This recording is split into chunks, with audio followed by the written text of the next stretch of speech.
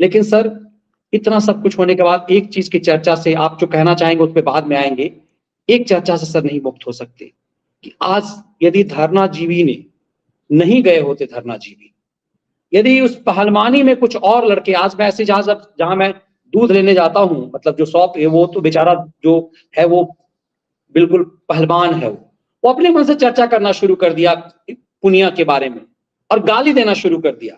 वो खुद पहलवान रहा हुआ है, यूपी लेवल का खेला हुआ है। उसने पूरी बातचीत से लगा कि ये एक ऐसी जो भावना बना दी गई थी कि देश का पहलवान पुनिया के साथ है। इससे साबित हो गया कि पुनिया ने, जो कल भी आपने कहा कि पुनिया जैसे लोग ने गौरव कमाया, लेकिन इस षड्यंत्र से उसने सब कुछ गंवा दिया, पूरी इज्जत गंवा दी।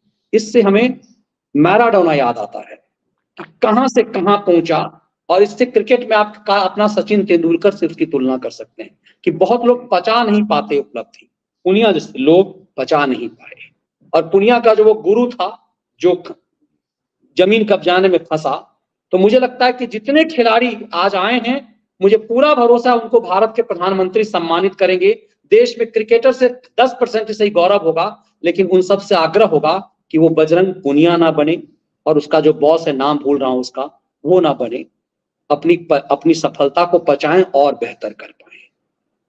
नहीं मनीष जी, आपने बहुत बेहतरीन नाम लिया। मैं देखिए क्रिकेट के लोग जानते हैं, मैं क्रिकेट का आलोचना करता हूँ, क्रिकेटर आज के, लेकिन वास्तव में अगर आप सचिन तेंदुलकर की बात करिए तो वो एक आइडियल पर्सनालिटी है। वो आदमी, उसका उसका उसका आचरण आज तक उसके व्यक्तिगत आचरण में कभी उंगली नहीं उठी है।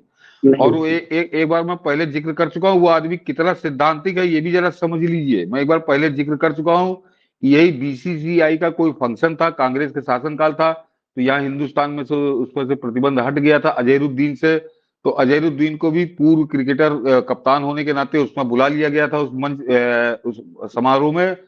सचिन तेंदुलकर ने उस मंच का बहिष्कार किया था। उसने कहा था इस आदमी के साथ मैं मंच पे शेयर नहीं कर सकता।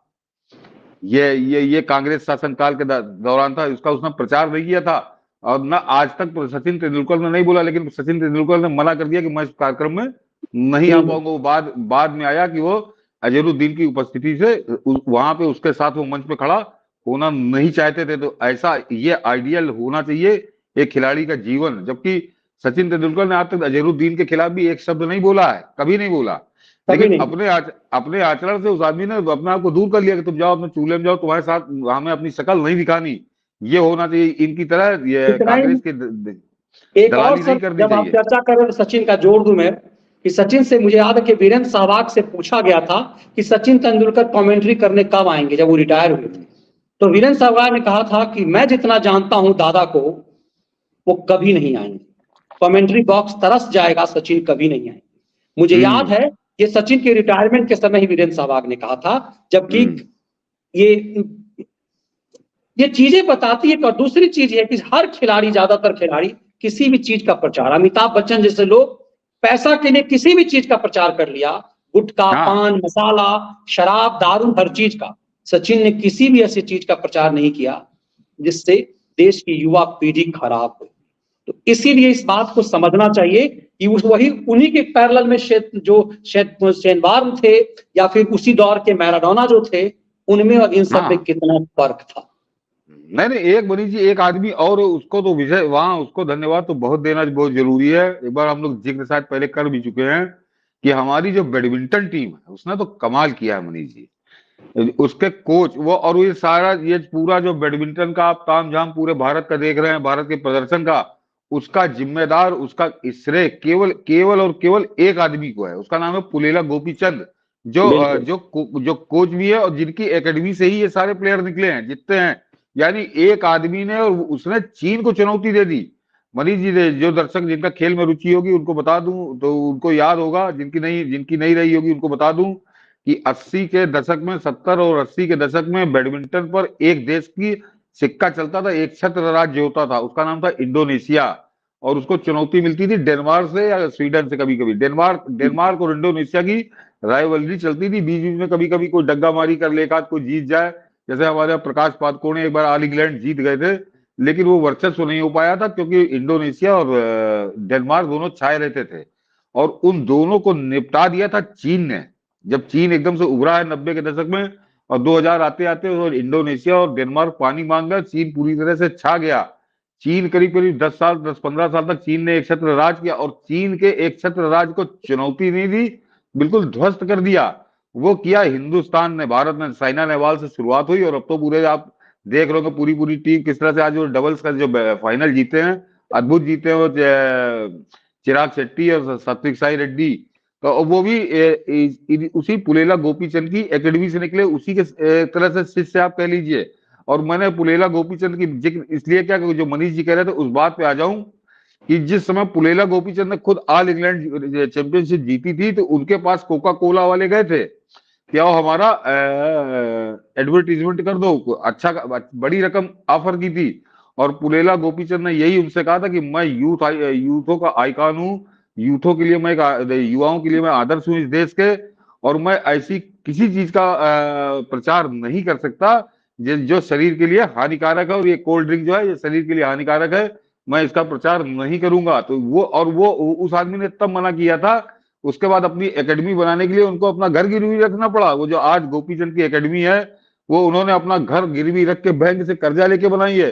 लेकिन उस हालात में भी उस आदमी ने कोका कोला से पैसा लेके उसका प्रचार करना जरूरी नहीं समझा। तो ये सिद्धांत होते हैं, तो चाहे वो पुलेला गोपीचंद हो या सचिन तेंदुलकर हो, ये लोग आदर्श हैं इस देश के। बिल्कुल सर, और इसीलिए इस चर्चा आदर्श की चर्चा की, ताकि इस देश के पहलवानों को, इस देश के खिलाड़ियों को नाम याद आ गया, सुशील कुमार नहीं बनना है, उसे बजरंग पुनिया नहीं बनना है, उसे फोगाट नहीं बनना है। क्यों नहीं बनना है? आज सर जब बजरंग पुनिया को मैंने रिकॉर्डिंग देखा, मैं लाइव नहीं देख पाया था, मुझे एकदम वो दुर्योधन लग रहा था।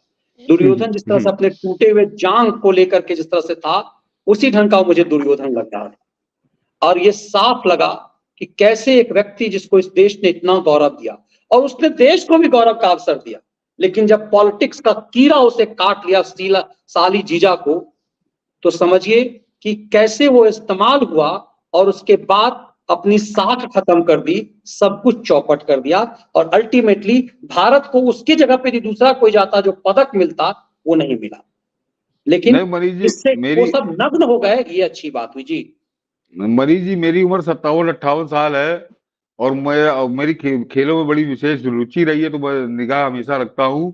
मेरे अभी तक के जीवन में एक भी ऐसा उदाहरण न तो मैंने आज तक देखा और न कभी पढ़ा कि किसी देश का इतना स्टार, जिसका जो स्टार रहा हो, वो खिलाड़ी कहीं हार गया हो और देश जश्न मना रहा हो।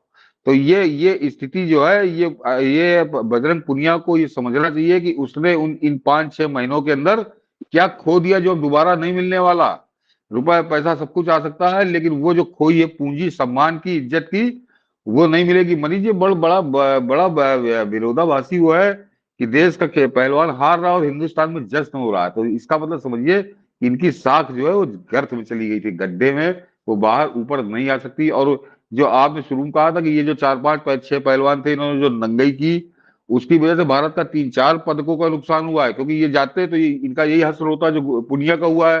तो इन्होंने ऐन मौके पे कह दिया कि हमारे घुटने में चोट है, हमारी जांग में चोट है, हमारी कोहनी में चोट है, और इन्होंने वहां से मुंह चुरा लिया। तो इनकी जगह जिन लोगों को अचानक भेजा गया, उन बच्चों को तो पूरा समय नहीं मिला था तैयारी का। एशियाड खेलने जा रहे थे, कोई नागपंचमी के मेले में कुश्ती लड़ने नहीं जा रहे थे। वो एशियाड में था जहाँ अंतरराष्ट्रीय विश्व स्तरीय पहलवानों से मुकाबला था। तो उनको जो 6 महीने का समय चाहिए, उसको तो ये खा गए थे।